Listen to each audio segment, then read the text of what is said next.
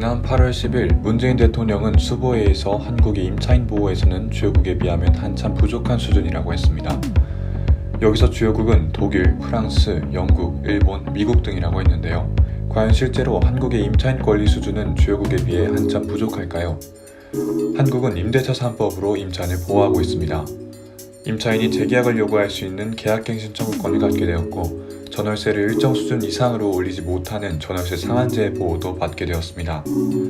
계약갱신 청구권은 한 번 행사할 수 있는데, 한 번 행사되면 임대인은 특별한 사정이 없는 한 이를 거절할 수 없고, 이때 전월세는 종전계약의 최대 5%까지만 올릴 수 있습니다.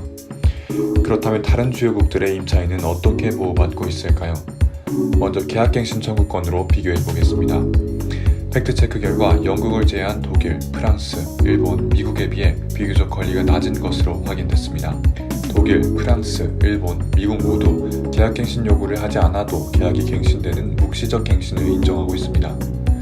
그렇다면 영국은 어떨까요?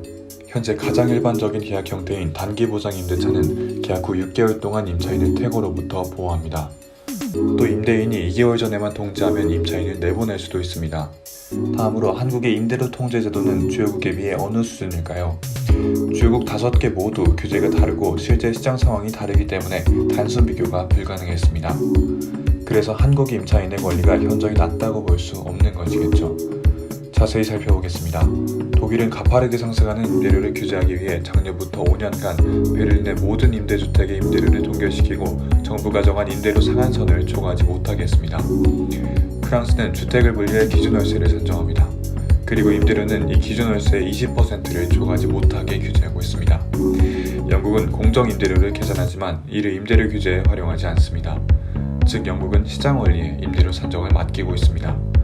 다음은 일본입니다. 일본은 임대료를 올리기 위해선 임대인과 임차인의 합의가 필수적입니다. 만약 합의를 이루지 못할 경우 재판으로 송부됩니다. 뉴욕은 임대료 통제 대상이 되는 주택은 연간 7.5%까지 임대료 인상이 가능하나 2년마다 산정되는 최대 기본 임대료를 초과할 수 없습니다.